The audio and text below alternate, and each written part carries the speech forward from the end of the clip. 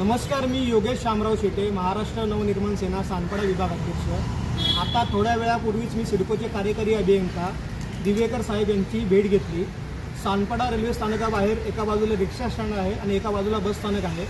या दोन्ही ठिकाणी रस्त्यांची अतिशय चाळण झालेली आहे। पावसामुळे हे मोठे मोठे खड्डे तयार झाले आहेत, पावसाचं पाणी तुंबलं जातं आहे। या संदर्भात मी त्यांची आज भेट घेतली। त्यांना मनसेच्या वतीने मी आज निवेदन दिलं आणि त्यांना विनंती केली की आपण स्वतः सिडकोच्या अधिकाऱ्यांसोबत या ठिकाणी या रस्त्यांची आणि या इथल्या पदपथांची काय अवस्था आहे ती पाहावी। कारण हजारो प्रवासी जे सानपाड्यातले आहेत ते रेल्वेने प्रवास करत असतात, परत रात्री घरी येत असताना रेल्वे स्टेशनच्या बाहेरच असलेल्या बस स्थानकातून किंवा रिक्षाने प्रवास करताना त्यांची झुंबड उडालेली असते। खराब रस्त्यांमुळे त्यांची मोठी गैरसोय होते, त्यांचे प्रचंड हाल होतात प्रवाशांचे। या संदर्भामध्ये आज मी त्यांना भेटून त्यांची चर्चा केली, त्यांना पत्र दिलं आणि त्यांना विनंतीसुद्धा केली की तुम्ही लवकरच या ठिकाणाची पाहणी करावी आणि योग्य तो मार्ग काढावा।